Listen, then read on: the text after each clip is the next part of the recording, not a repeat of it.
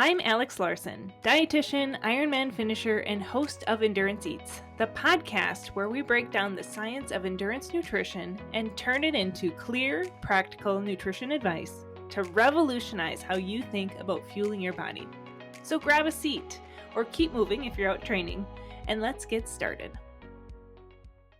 Welcome back to the Endurance Eats podcast. Today we are talking about the mental side of performance with Dr. Erin Ayala, a licensed sports psychologist and certified mental performance consultant based in Minneapolis, Minnesota. Erin is the owner and founder of Scotty Sports Psychology. She combines over a decade of research and clinical experience to support athletes with concerns like performance anxiety, injury recovery, and self-criticism. Erin is a published author and featured expert in multiple outlets like the New York Times, and she's also an accomplished athlete with multiple Unbound 200, Marathon, 70.3, and Ironman finishes. In this episode, we're going to talk about managing expectations, nerves, and anxiety around training and races, and so much more. Whether you're chasing big goals or just trying to quiet that inner critic, there is something in here for every athlete. Here we go. Let's get into it. Hi, Erin.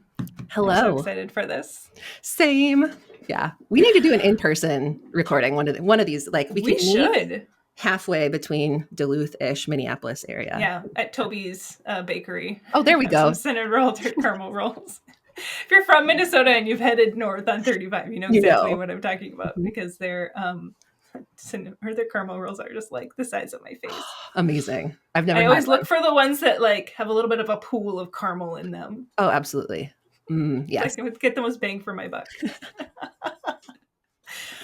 Okay, Erin, when I first learned about you and that you were in Minneapolis, and then also that you had done all of these and you were a very strong cyclist, I was like, I need to be friends with her. I had the same when I was like, wait, she's here in Minnesota. Like, how do we not know each other? I know. Yeah. And then I think both of us were like, can we be friends? Mm-hmm. Yes. Because that's what you do in your 30s when you meet someone that you want to be friends. You're just like immediately like, I'm going to be your friend. Yeah. Like, I like you. It's not like when you're in high school or wherever we're trying to like be awkward. Like, no, we're just straight to the point. Yes. I don't have time to mess around. I've got a busy life. Yes. And part of my motivation too in like training is like, I need to get somewhat close to Erin's strength on the bike. So my first FTP test was probably 2015 or 2016. So 10 years ago, I started structured training. 10 years. FTP was like 145. I'm like 75 kilograms for anyone who wants to do your watts per kg math. So like 145 is where I started. And I'm now at, when I'm in like peak fitness, like 280, 285 for FTP. I'm realistically right now probably like 270. Mm-hmm. But that's for 10 years of consistent training, right? Mm-hmm. So it's like, yes, I'm a diesel. I've totally worked for it. And it's the consistency. Just, you got to be super patient and persistent and keep showing up for yourself, and you will get better, assuming you are not overtraining, training through injury. Like there's all those caveats, right? Like take care of your body, respect it, respect the training plan, follow it, and you may surprise yourself. My long-term goal is a 250 FTP. Yes. Like that will get me up to like a 3.8 watts per kilo. That's strong. That's pretty strong. Yes, but strong. I'm like, but I know this is time. A very long goal. Like, yes, I had this pretty nice instant gratification within the first 6 months of training, but now I'm like, okay. It's like it exponentially starts to get in the beginning we see a lot of progress, which is normal and expected. Exciting. And then it starts to, kind of, as you noted, you have to work exponentially harder. How do you work through that psychology of that, where you start to see that plateau and any tips there? Totally. So I think it's one of the things I often say with athletes and remind myself of, the bigger the gap between reality and expectations, the more psychological distress or frustration we're going to have with ourselves or the situation or the equipment, whatever it is, right? So if our expectations aren't super accurate, we're setting ourselves up for disappointment and frustration. So we just got to be really real with ourselves. And so it's understanding that it is normal to plateau once in a while. And then especially the longer we're doing it, you've got to stay on it in order to maintain that power, those strengths. But then also reminding ourselves our bodies change. Our brains like routines, but when it comes to adapting and responding to training stress It's just like asking yourself and getting curious, is there something that I could be doing differently where I might unintentionally be plateauing? Is it nutrition? Is it sleep? Mm-hmm. Like, what are some of these unintentional forms of self-sabotage where I might be holding myself back so that my body can't recover from the workouts in the way that it needs to see the Yeah. growth? So I think that's one question to ask yourself. And then it's also being like, this also might just be normal, where it's just a thing. Like I say Mm-hmm. to a lot of my like teen girls, especially going through puberty, it's like it's normal as an endurance athlete to have a plateau. Like we first, especially the ones that often start running in like middle school, and then eighth and ninth grade year is like their speediest year. And I see this especially for runners, but we see it for other sports as well, in like swimming, right? Our bodies are Mm-hmm. changing. And so then what can happen is they start to plateau and then they're chasing their times. They want to get a PR, PB, they want to drop their times. And then there's this whole lighter is faster mentality. And so then they Mm-hmm. start under fueling because they want to stay light so they can be fast. And then they're delaying puberty in a lot of ways or messing up, endocrine health. And then they get even slower. And then like the cycle begins. So And potentially injured, and it's just exactly. like a Yep. big spiral for So sure. then I go back to like Yeah. expectations. It's normal to plateau once in a while, assuming that you're following the training plan, fueling appropriately, sleeping enough, et cetera, et cetera. Yeah. And I have struggled myself with like expectations now that I'm coming back Mm-hmm. into endurance sports. Mm-hmm. Because previously, when I was in my triathlon days, like I Yep. just wasn't a super strong athlete. And Mm-hmm. so I had this limiting belief that I was a mediocre athlete. And so it kind of held me back, I feel Totally. like. Yep. And now that I'm kind of in this different mental space, Mm-hmm. I'm trying to not have too high of expectations so that I really like feel disappointed, but I also want to challenge myself Mm-hmm. to work harder and do well. So Yep. like how do people is this Yes, making it sense to you? Am I totally makes sense. 1000%. Yeah. Uh-huh. like It's like, I having a hard time mhm, articulating it over the past months, like because yeah. it's just been this mess in my Hmm. head. One thing that, because I think one of the things that often happens, like as athletes, at the end of the day, we don't want to fail. And we get to Mm-hmm. define what failure looks like. But for a lot of us, failure is not meeting our goals. So then we don't Yeah. want to like set ridiculously high goals. But a lot of us as endurance athletes are pretty type A and have pretty high standards. So we don't want to feel like we're selling ourselves short or like shortchanging ourselves, but we also don't want to set ourselves up for disappointment. And so then it finds this weird, so like what you're asking is like, where's that sweet spot? Yeah. And the sweet spot is in, and this is actually also a game changer for performance for athletes who really want to get better and stronger, is you look at the literature on deliberate practice or intentional practice. And I can give you some examples of what this actually looks like, but it Yeah. includes sports psych, it includes hydration and nutrition, it includes training. And so it's basically, they did a big study. I think his name was Aronson, a psychology researcher back in the day. And this is what planted the seeds for anyone who has heard of the 10,000 hour rule. Malcolm Gladwell kind of popularized it.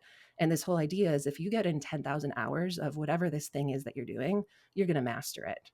And it was Mm-hmm. unintentionally oversimplified or overgeneralized. Really great concept in talking about the power of persistence and consistency and showing up and getting better. But when you look at the actual research, they were looking at musicians, like students, violin players, who were going to make it pro. And they were trying to predict which of the students are going to make it, because this is really hard to go pro in this field. And so they studied their study habits. They researched the students' studying and practice habits and came up with this kind of guideline, and having estimated that the students who were most likely to make it pro, had gotten about 10,000 hours. Again, huge estimation, huge variance, right? But those hours were spent doing deliberate practice, which is basically when you are super focused and present on the task at hand. So you're not on the trainer in erg mode watching Love is Blind. You're super focused on the task at hand. You are pushing your boundaries and your skill set just a little bit, where there is absolutely an opportunity to make mistakes and to not like complete the workout exactly as assigned, for example, or like thinking of like carbs, pushing the boundaries a little bit. Like we might get a Yeah. little bit of bloating here. Like we're going to see how it Yep. goes. Yep. A little Because bit of nausea, yeah, maybe. because if we always stay comfortable, we're not going to get better. So Yeah. deliberate practice is like intentionally practicing right on that edge, knowing that there's going to be a chance of failure. And then the other important ingredient is feedback. So either you're getting feedback from yourself, feedback from your data, feedback from your coach on like what's going well, what's worth improving. And it's that constant iterative process of like little wins. Like that's how we get better without setting ourselves up for failure. Does that make sense? Yeah, I feel like that's the same thing how we should approach nutrition. Totally. Most people are like, I'm just going to dive off the deep end and Yeah. I'm going to revamp everything about how I eat overnight, Yep. and then like it doesn't stick. But it's Yes. like, if for myself with our athletes, I'm like, no, we're going to make small gains over Yep. time, and it's going to feel much more doable. And by Mm-hmm. the time we get you to where you need to be, Mm-hmm. you are going to be able to maintain this. Yep. That's the goal. Yep. But with nutrition, people are all this all or nothing mindset, Totally. and they kind of screw themselves over because they can't stick with it. Yeah. So. And what often happens is athletes also often wait until like race day to try certain things, including nutrition and sports psych, with the expectation that it's going to work. But again, this is kind of that like the practice. And a lot of people will also say like, well, I'm not a serious athlete or I'm not a real athlete. Yeah. And there's this, I think, like underlying impression or assumption that because they are not a real athlete or serious athlete, and I use air quotes because I'm very much of the mindset like Stacy Sims, if you're exercising or working out on purpose, you are an athlete. Or as 100%. Alan Lim says, like if you were sweating on purpose, you are an athlete, right? Yep. So like, but there's this mindset that everyday athletes don't deserve or aren't like a good fit for dietitians, for sports psychologists, for other kind of for PTs, other resources, when like, no, absolutely. They are arguably the best fit because they're often the ones juggling a million things and they need a little bit of extra support so that they don't have to do it all on their own. I can't tell you how many times I I've interviewed an athlete that's interested in my one-on-one program, and they're like, I feel like I'm not worthy for this program, or I feel kind of like a fraud just enough. Asking for this. And I'm like, no, I don't care if you don't actually race. I want you to feel your best. Exactly. So that when you do choose to race, that you're ready for it. Right. Like, I would rather work with someone just starting out than someone that's like failed a whole bunch and is finally just coming in and realizing it. Yeah. And I think that's the thing too, is like helping athletes understand what does like, this is such, I love asking this question, is what does success look like for you on race day? Or what does success look like for you this season? Yeah. Paint that picture. And like think about what that looks like. It might be finishing a 5K. Like, okay, cool. So then let's set some goals around that to help you finish the 5K. What are the mental battles and the barriers that you're likely to face? And then how can we give you some like experiments, skills, things to try during your long runs or ramping up to it, especially for those doing like marathons, Ironman, other longer distances. Maybe they're coming back from being sick for a really long time, or like a loss in the family and they're grieving and now they're ready to like, return. We all have these personal circumstances and we create these stories in our heads of like how we compare to before. Like, am I going to be able to get back to how I used to be? Or am I going to be able to be the same as what I expect when I compare myself to other people my age or other people on Strava? But at the end of the day, we have to define that for ourselves because like success for the two of us looks different, right? Like I'm not a parent. And I have an incredibly supportive and patient spouse. And so I'm able to really structure my life in a way where right now during this season of life, I'm prioritizing my career and my business and like scaling. And success for me 10 years ago, totally different. Right. So I think it also just depends on where we are in that season of life. And then once you have those goals and you figure out what success looks like, then you can start to reverse engineer it. And that's where like folks like us come in, where we can then help them set little milestones and process goals so they notice those changes and improvements over time. And then that creates some natural momentum and motivation and excitement. And then things start to fold from there. So. I sometimes find too with the mental stuff, you don't see it happening to yourself. It's nice to have someone come in and like call it out. Yeah. Same thing. I mean, with nutrition too. Like I ask Hannah and Mary on my team all the time. I'm like, what should I do here with my own nutrition? Because it's just hard to coach yourself and hard to like, give yourself your own therapy. Yes. So, it's nice to have someone come in and just like recognize that, and then also like validate that you're not alone in feeling this, and I'm like, I have worked with hundreds of athletes, and this is the number one most common problem that you're experiencing. Like, we can solve this. Like, you're not alone. And that is very validating for them to hear that. And I think a lot of athletes have the concern like that there is something wrong with them, or that they're like they need to be fixed in some way, or they're not doing it right. When often it's like, no, the things you're going through, totally normal and expected. Guaranteed someone else has gone through it too. Yep. We're all normal in our own ways. Yep. Well, let's talk about nerves and anxiety, because I asked my Instagram audience, I'm like, what questions do you have for Erin? And the main theme of the questions were like nerves and anxiety. And I just raced recently, my first race back in like almost a decade, where I was like really actually racing. Not just like doing a half marathon for fun. And Erin, I was so nervous. Oh my gosh. Like, I can't even tell you. The minute I woke up that morning, I was like, I'm nauseous. Like stomach's turning. I was so nauseous. The thought of consuming any solid food made me want to gag. Like, it was bad. And my husband was like, are you okay? You look really pale. I'm like, I am kind of a wreck inside. Like, I don't know if I'm okay. I wasn't okay. So the only way I could get carbs in was drinking it in a bottle. Like, that was that more. And I was like, I really wish I could have like a legit breakfast, but it's just not happening. And I'm hoping that the more I get out there and do some racing and kind of have those nerves settle. I mean, I've always had some nerves when I race triathlon, and I would often do like 6-7 races a year. And so just that frequency, like, I would be nervous, but it would be like an excitement, adrenaline nervous, not like I'm going to, I call it like pre-race jitters. Lose my cookie. Yeah. But this was like a whole nother next level game. So what are some things that myself and other athletes that are experiencing those like really epic nerves before a race, what kind of tactics can they do? So I'm writing down some notes because I have lots of thoughts and I'm getting excited. So, so a couple of thoughts, and then we'll talk through each of them. Anxiety is normal. We don't have to try to get rid of it. And I'll talk more about that and what I mean, because it is not pleasant. No one wants it.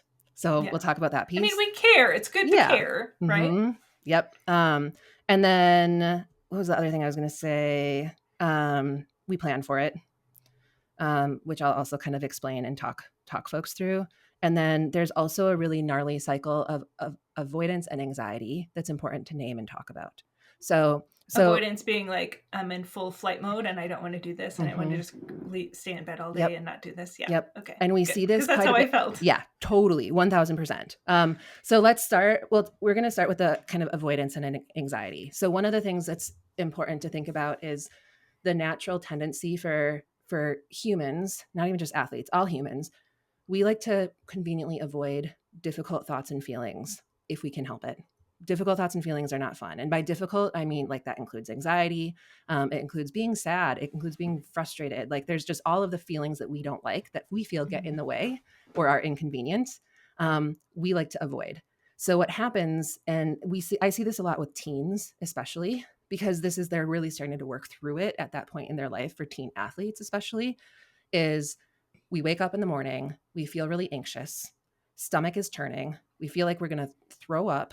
It might, lots of different, it could be feeling like cold and hot flashes, or feeling sweaty, or feeling lightheaded, or like our body does really funky things.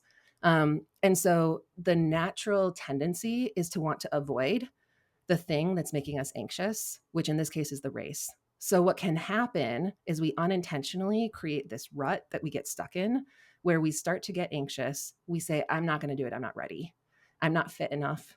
I'm not healthy enough. I'm not ready, whatever it is. So I'm just not going to do it. And then in the short term, we get that sense of relief. Like, okay, I don't have to deal with it anymore. And then the next time we get even more anxious. And so every time we avoid, we're often making our anxiety a lot worse for ourselves, because we're playing the short game and not the long game. So that's important to name. Is unfortunately one of the best treatments for anxiety is its exposure, is to put yourself in. So you wake up in the morning, GI system has all sorts of feelings. The first thing we have to do is choose to continue to show up. because opting out is not in general going to be in our best interest. Of course, there are always going to be caveats to that, right? Health and safety being one of them, but in general, we show up. So then the next thing that happens is we're like, I don't want to feel anxious. I'm not supposed to feel this way. Why am I freaking out? This is ridiculous. This never happens. And so what happens is we feel our stomach turning, or we have to go to the bathroom 10 million times, or we want to throw up, or the last thing we want is a hearty bowl of oatmeal, which is what we planned for. So then we're like, I'm not supposed to feel this way. And then we start to freak out about how we're not feeling and how we are feeling instead. And then that creates a whole nother spiral. And then because of that, we get more anxious. So the trick, and I'll talk through some of the mental tools, is to understand how to take anxiety along for the ride, quite literally. So when it shows up, we don't freak out. And instead, I like have a lot of fun kind of games and tips and tricks. We basically talk back. For any parents, if you've got a toddler, especially, or like elementary school is a perfect example. They come home from, the day, and they've got a lot of things to share. What they had for lunch that day, or what color someone's shoelaces were, or the bug they found, or this or that. Like there are always stories, and we're not always interested in what they have to say. We, of course, care about them and love them, but we're not going to like try to get rid of them just because it's an inconvenience. It might be like, oh, that's interesting. Thanks for sharing. And then we kind of let it go. Why is it that we can't do the same thing for our own thoughts? And so what happens is we get hooked by these difficult thoughts and feelings instead of just like acknowledging them and then letting them go. And so I love to turn that voice or that anxiety into a character. You can also have fun with it and name the character. So it could just be a funny name, and just being like, oh, Gertrude has a lot to say today. Or like, wow, someone has a lot of commentary. Thank you so much for your opinion. Really appreciate you. And so that's what the anxiety is trying to do. It's trying to help you. And it's like that overly helpful friend that's not actually helping. And so we have to try to tolerate it so that we can continue to move forward in the direction that we want to, which in this case is to race our bike or, triathlon or run, whatever it is. And so when the anxiety shows up, we can get sarcastic and being like, well, like everything's going according to plan. I guess like I really care about this race today. So what are my options? So then the other thing is like the food and the nutrition. So if we have a tendency to be anxious, then I always encourage liquid, like liquid breakfast, because again, reality and expectations. So if we are expecting to have like a really great hearty bowl of oatmeal with maybe some fruit, like high carb, low fat, and then the texture of oatmeal and the density is like not feeling great, and that's that disconnect. So we have to match those expectations with the reality. So if we just expect to have a smoothie, juice, high carb mix, cool, let's start there. And then slowly kind of get creative and like, can we add some applesauce? Or like, are there other things to like be a little bit more of that solid food and slowly build it in? So that's often my strategy for that piece. Yeah. The hardest part is not freaking out when it happens. Yeah. Like, and I was expecting it. So I brought like the whole bag of super high carb scratch. Brilliant. Mixed I was like, backpack. I mean, just the day before I was like, oh yeah, tomorrow morning's not going to go well. Like that Pop-Tart and solid food I brought, like not going to happen. Yeah. And so I just was ready. I had it already in the fridge, like mixed up. And I was like, that's the way to do it. Yeah. It wasn't ideal, but I needed something. Yeah.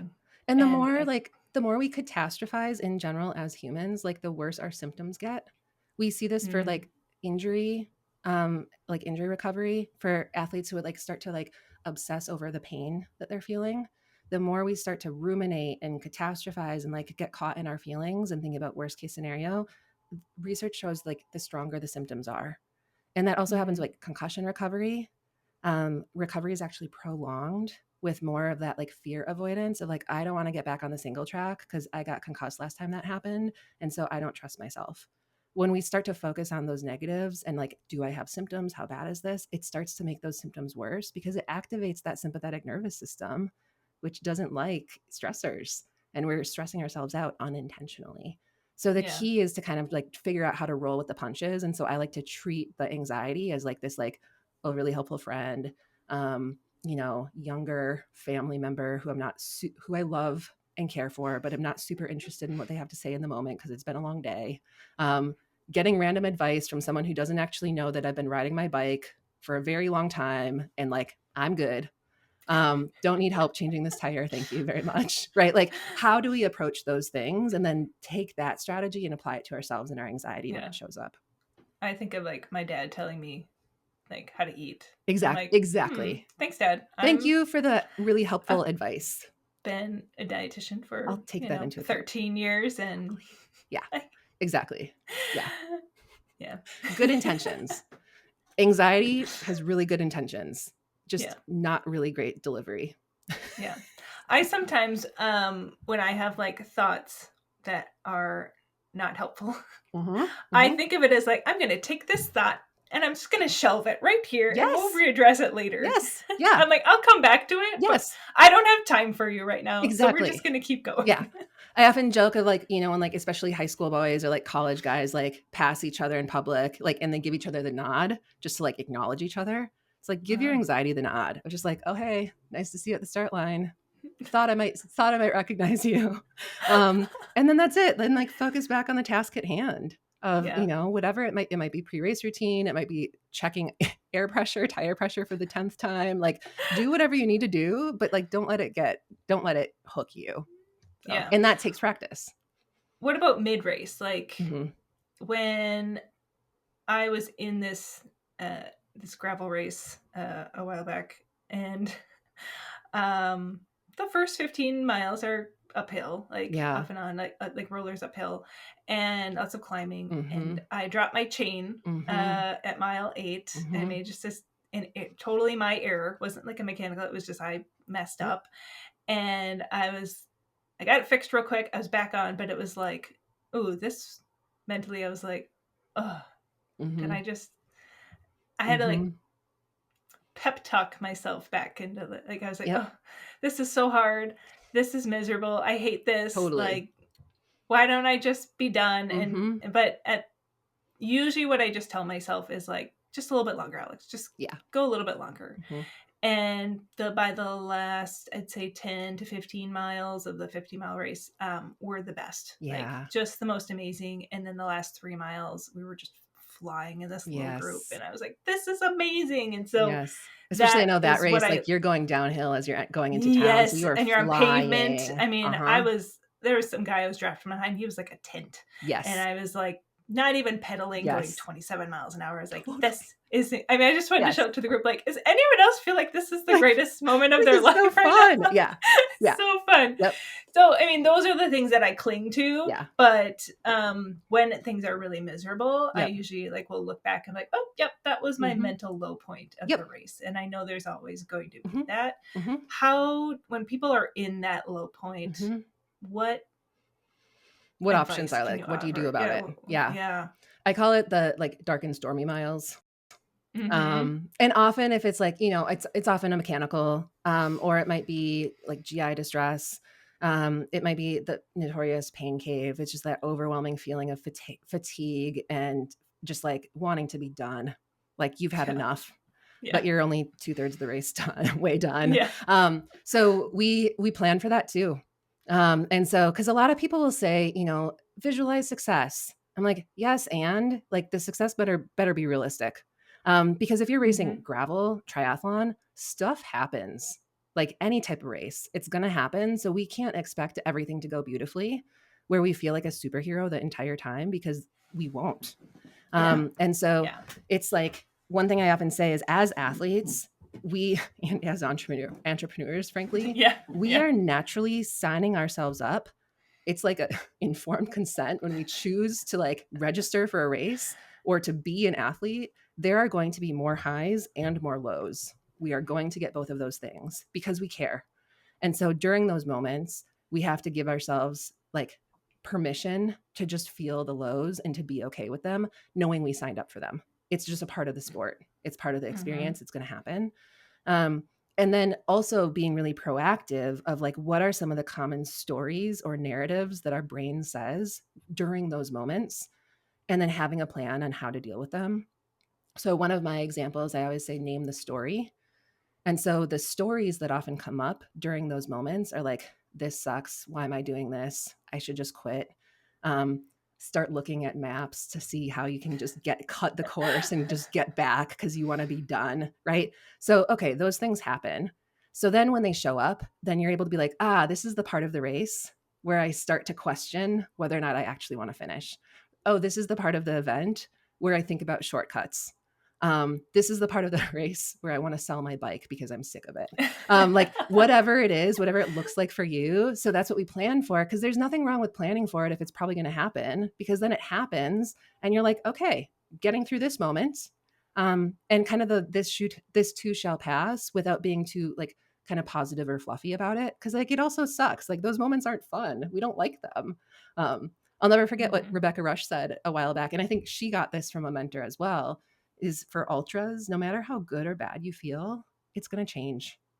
So when you feel awful, it's not going to last.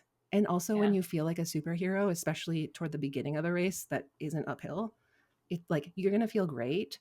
Like check yourself, because that's not going to last either. So, yeah. It's all temporary. Yeah. And it's interesting for me now coming back into endurance sports versus, a decade ago before kids. I feel like I'm so much more mentally tough now. Yeah. Like if I've got a big hill, yes, and I'll be like, oh man, I have to get to the top of that. I'm like, yeah, I can suffer another minute. Right. Like I'm birthed like 3 I've kids been and through breastfed more. all through. Exactly. Like I have been through some suffering. Yep.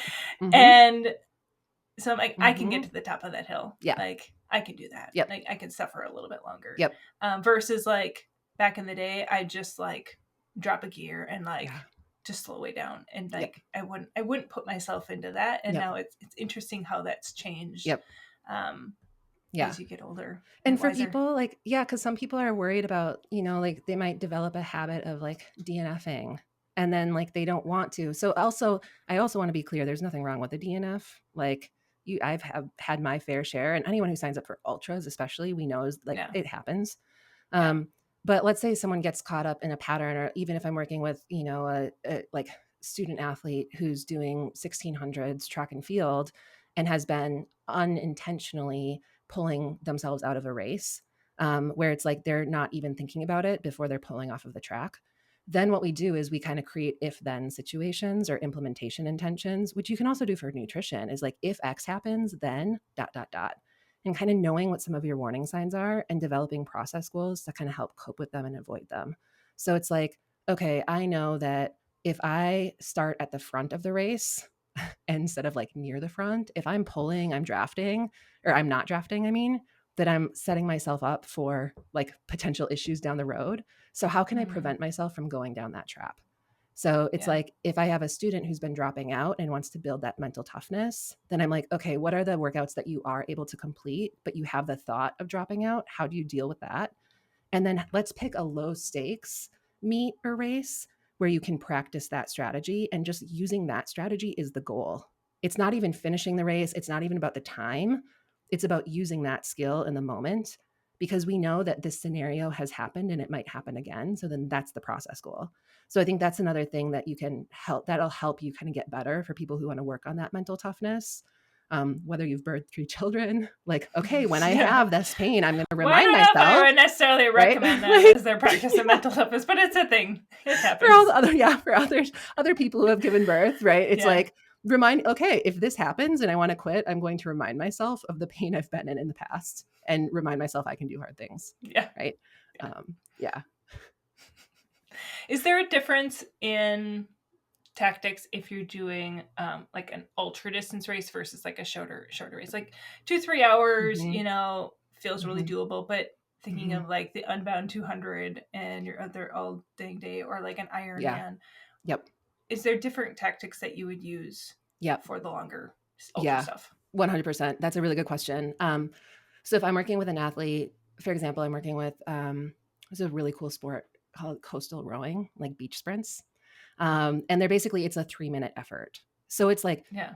for cyclists, like this is like a VO2 max all out. But the thing that's so interesting is like you start on the beach and you have to sprint to your boat, and then you are rowing. It's like, it's just you. And then you also have to navigate around buoys. It's in open water in the ocean. So there are waves. And so it's like a 0 to 100, and it's only 3 minutes. So the mental skills that you're using in that situation, totally different than what you're going to do for a 15-hour or longer race. Yeah. And the biggest difference is for the more intense efforts, the more we start to overthink and overanalyze, the more we get in our own way. So when we think about like swimming and rowing is a perfect example because it's such a technical sport and their water is very dense.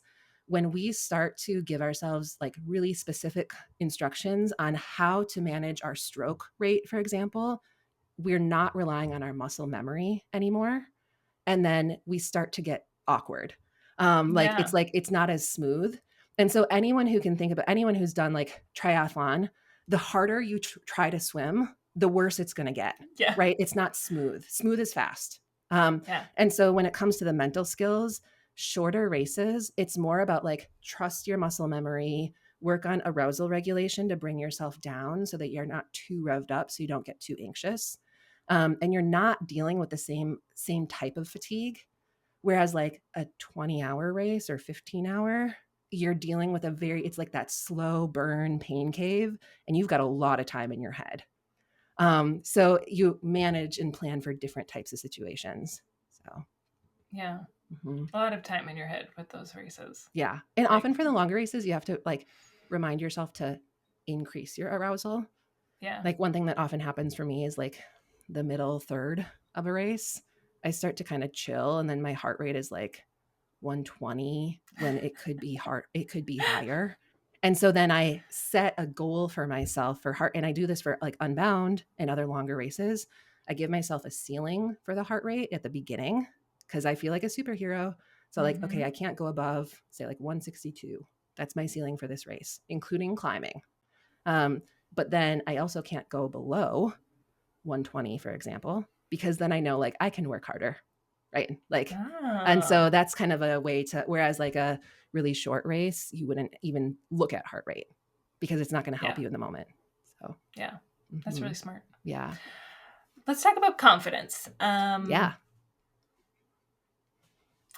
I feel like we talked about this a little bit, but someone had the question of like they're really scared of like big goals. How can they build their confidence with that?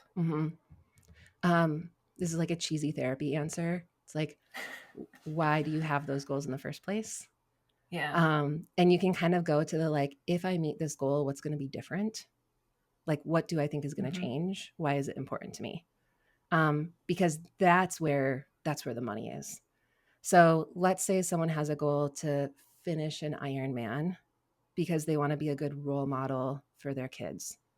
That's going to be different when setting goals than they want to finish an Ironman and qualify for Kona, right? Like, what is it that's fueling you? And then what you can do is when you know that, you can start to reverse engineer it and set smaller goals to help you build the confidence. Because one of the things that often happens as athletes, we're really hard on ourselves and we're always comparing ourselves to where we want to be or where we think we should be. And then when we're not there yet, we get frustrated with ourselves. And then we're not recognizing the progress we've made, which helps us with the confidence to try the next thing or another hard effort. So that is a really important piece. And then I think the other thing is like find your people. It's like the social support is so important. And that could be like, a like care team, like, dietitian, psychologist, therapist, physical therapist, other providers, and like your coach.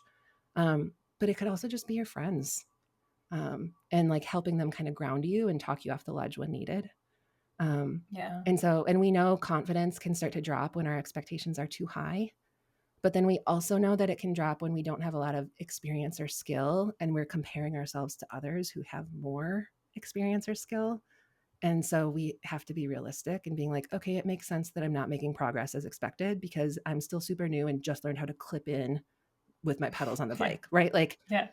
Yeah. So it's trying to kind of be real with yourself and then figuring out your why. Yeah.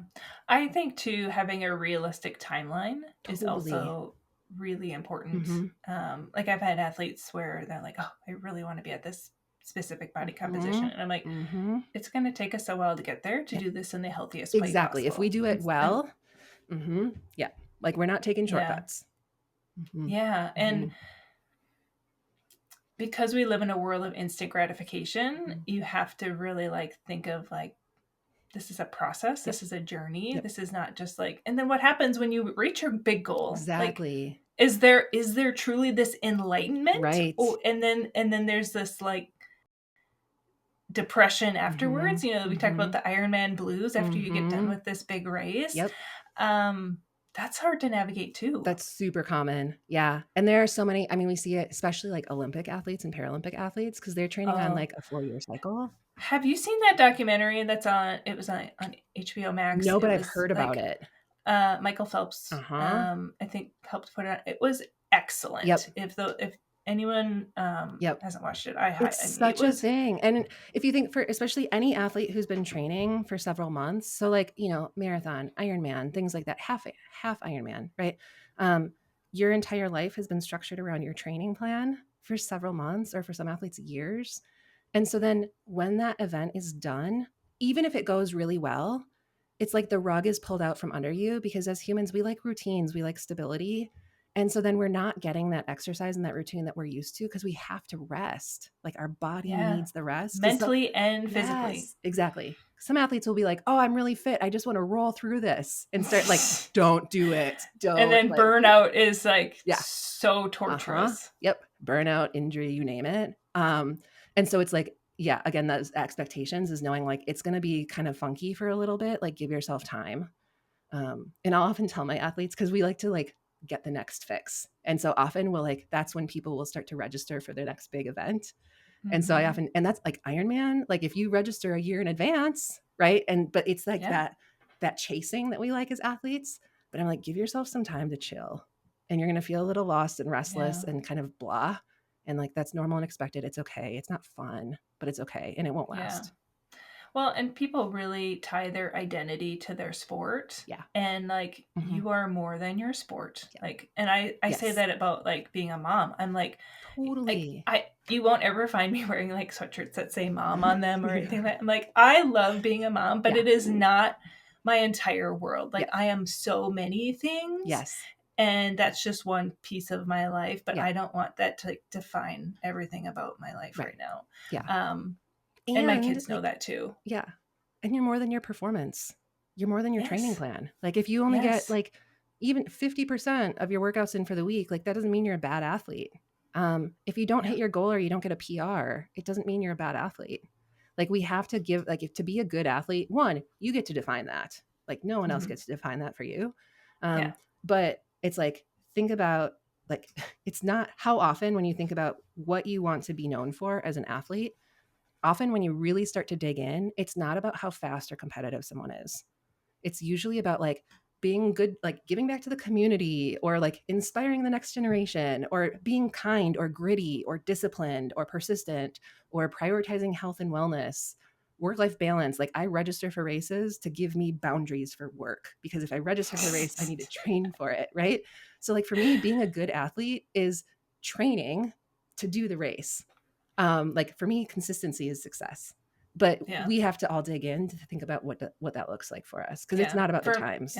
For me, it's to do something for myself and not Right. for everyone else in my life. Exactly. Yep. Truly, that is the number one reason why I'm doing this. Totally. Yes. And it feels so great. I will Yes. say that. Yeah.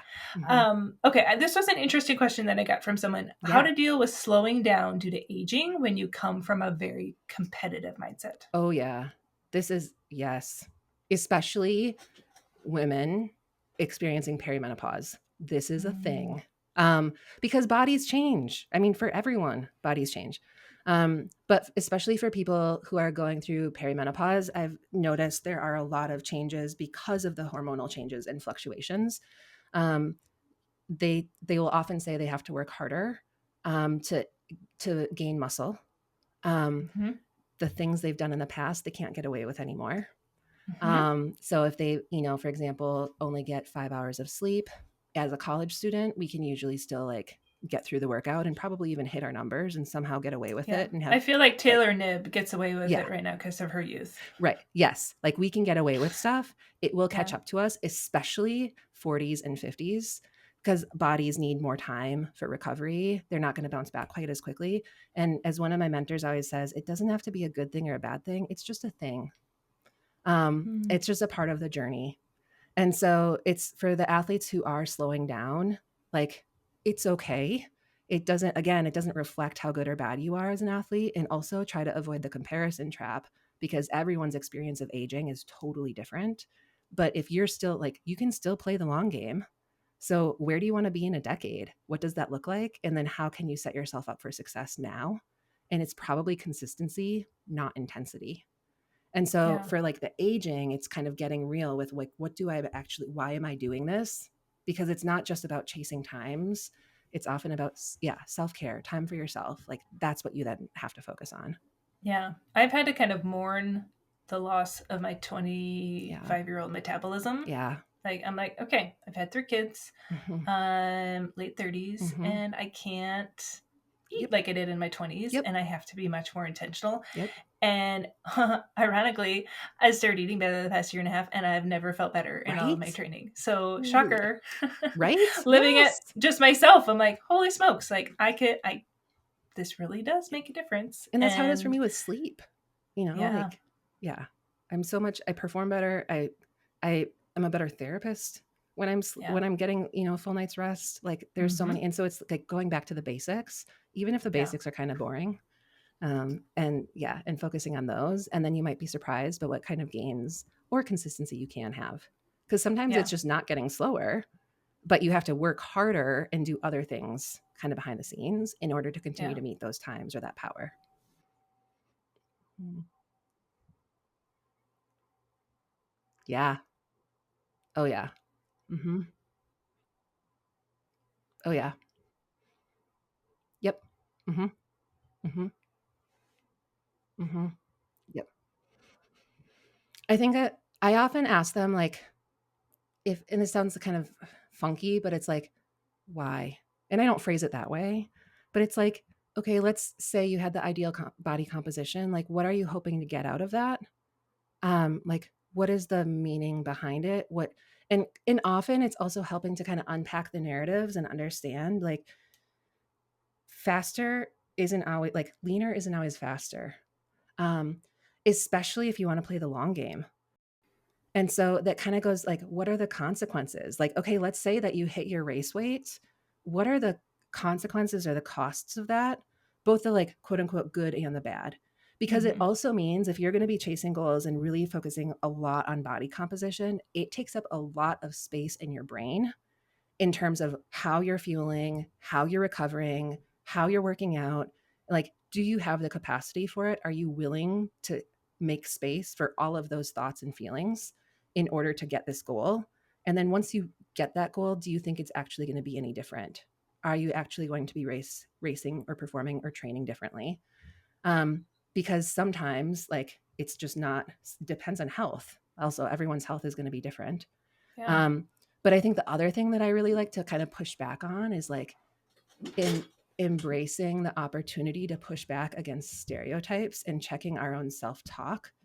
So as someone who like weighs 75 kilograms often, and I use kilograms because I'm so used to like Zwift yeah, and like, but like, and racing on Zwift, they will publicly post how like the weight and the height of people. And then for a while, it was on Zwift Power. I don't know if it's still the same.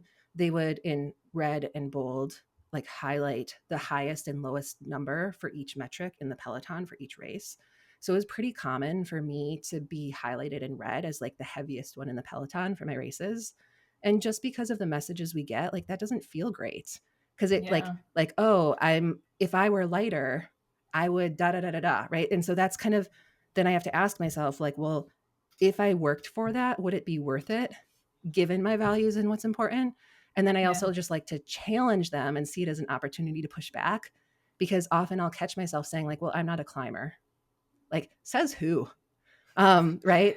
And so like maybe Your compared to someone, FTP is like in the 270s. I think you're a climber, right. girl. But because of these narratives that we've I know. absorbed of like, oh, I'm the heaviest one in the Peloton or like whatever, it's like I don't see myself as that as Yeah. a climber because I have had plenty of experiences getting dropped, especially in the P1-2 field and like crits or technical road races where Yeah. there is a substantial hill where I'm like, bye, see you later, Yeah. despite having really awesome power. But then I will throw down on the flats and descents.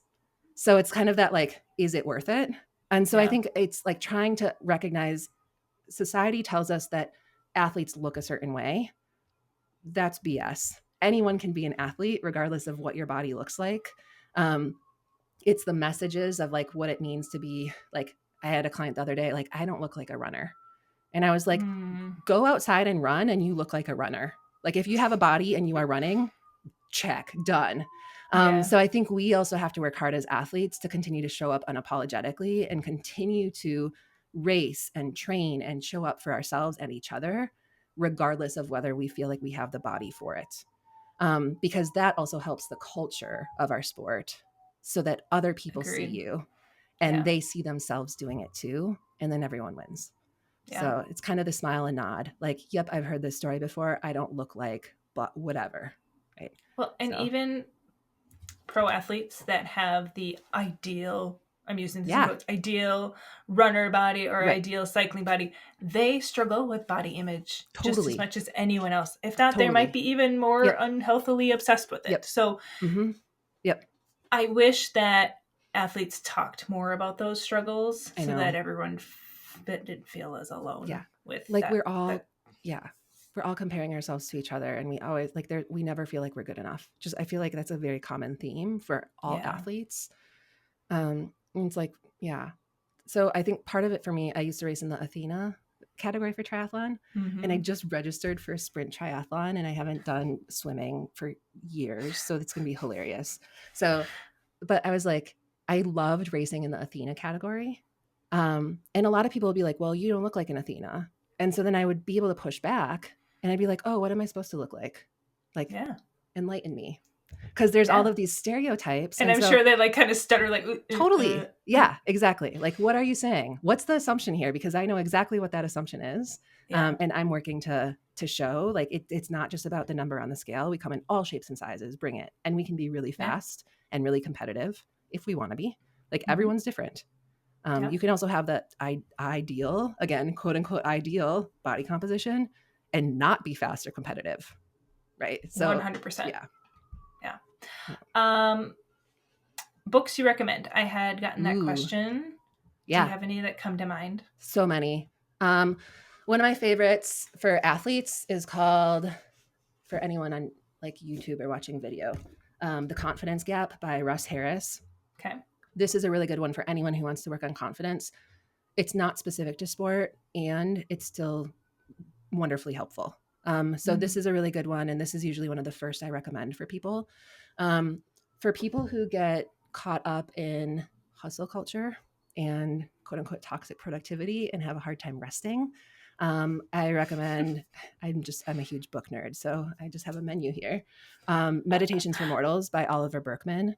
Okay. And this is a really easy, because it's like, it's 4 weeks worth of reading. So it's 28 readings. They're pretty brief, like 4 pages each. And he does a really good job of pushing back against kind of this hustle culture that we find ourselves in. So again, not specific to athletes, but really good. And then there's another one for anyone who wants like a sports psych book. It is called, it's by Jim Afremow, Afremow. And I'll find it. We'll include it. Yep. It's got a black cover with an links. athlete on the front. And it's kind of like a we'll sports psych athlete training Bible of sorts, which is also really helpful. So we'll make sure all the links are in the show notes. Yeah. So people will find that. Yeah. All right, Erin, how can people follow you? If they want to work with you, do they have to live in Minnesota? No, they don't. Good question. No. Okay. Yeah. So people can go to our website, scottysportspsychology.com. We'll put it in the show notes. It's SKADI. Yeah, and it's like a Norse god, Scotty's right? Norse goddess. So it's a nod to our Norwegian roots here in Minnesota. And she's the Norse goddess of ice and snow and mountains, often depicted with a pair of skis or snowshoes and a bow and arrow. So she's a nod to all the female athletes in snow sports that I work with, and known for like being fiercely independent and stubborn, which is also me. So, so that's Minnesotans in a nutshell. Yeah, Minnesotans in a nutshell. Yeah, especially the athletes. Yeah. So you can find us at scottysportspsychology.com. I'm on Instagram. We post every day, Scotty Sports Psychology. Yeah. And we have immediate availability. Fortunately, we're just onboarding a couple of folks, the new providers right now, who are incredible. And they have immediate availability. And that also makes it more accessible in terms of pricing and scheduling. So we have offerings at multiple price points now. We've got afternoon availability, which is hard to come by. So lots of options, and we can get people in right away. So that's for mental performance coaching, kind of like nutrition. If we're not treating a mental health condition, we can work with anyone everywhere. And then for mental health therapy, we currently have openings for athletes in Minnesota, Wisconsin, and Nebraska for anyone who has like an anxiety disorder, OCD, trauma, depression, other things that are starting to leak into multiple areas of life. And then we do, it's called concierge billing for insurance. So we can communicate with the insurance company on their behalf, so they don't have to listen to elevator music waiting for a human being to talk to. And we're happy to answer all those questions because it's a funky field. So yeah, I love that. Gosh, thank you so much. Yeah, thank you. Amazing. This is wonderful. Yeah. I was like, I wonder what we'll talk about. And I'm like, oh, we have plenty to talk about. So. Oh my gosh. Yeah. I'm sure I could have you on in the future and we'll talk about even more things. Absolutely. Yeah. The whole mental game is really fascinating to me. I run with my running buddy is she's the child psychologist at our school. Nice. And so I've just learned a lot about different approaches. Like her statement is always like, I'm curious why that was. And I'm like, oh yeah, like get curious. Like understand the why and like the background behind it. Like so psychology and like human behavior and behavior change has become a little bit of a side passion for me. I love it so much. I mean, it's a cool thing when you really, I know not everyone has the like privilege or circumstances to love their job or their career. I love it so much. Like I genuinely wake up every morning and I'm excited to see what I have on my calendar. I know. Same. It's such a cool thing. Like people are like, can I ask you a question? Like if I see them like at a racer, I'm like, absolutely. I could talk about this all day long. Exactly. And I love that you're adding new providers in. Like, I don't know if because it's still pretty new, but for me, when I added Hannah and Mary, I felt like they made me a better provider too, because I learned from them. And so now I'm like, you don't have just like one nutrition coach. You have the brain power of all three of us. Exactly. And it just enhances and brings out, even and some of service. Like I wasn't a collegiate athlete. Like, I don't know what that's like. Whereas like Peter, one of our newer providers, he was D1 track and field. He still runs like a ridiculously fast marathon. And so for people who want that experience, like, we've got a provider who's been in it, and he's also a track and field, like a high school coach. So he sees that lens whereas I don't.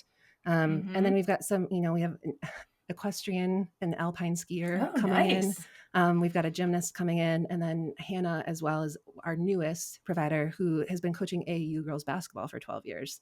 So it's like, amazing. Depending on what kind of experiences you want. And because of that, I learned so much, because I've never done equestrian show jumping. I've heard about it, but like to have a provider that was my dream as a kid. Really? Yes. Like on my social media algorithm shows me a lot of horse stuff because I grew up with horses. I have no interest to do the horse thing right now because I don't have the time or money or it's such if you're in, you have to be all in. It's a huge commitment.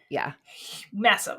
So when I was a kid, the show jumping and like the cross country jumping, like I still see the videos now and I'm like, oh, I would do that in a heartbeat. It's so cool. Like I love that stuff. And it's but so I never helpful, got into like, it. But when you have a provider who gets it because they've been through it, or they're a part of the culture, or they grew up in the culture, it's so much easier because you don't have to spend time in your sessions with the provider explaining, because they understand, they get it. So you get to jump right into the good stuff. It's like, it's really cool. So it's why I work with the people that I do, because I get them when they when they're like, I want to swim the English Channel. I'm like, let's do it. Like, let's get you to swim the English.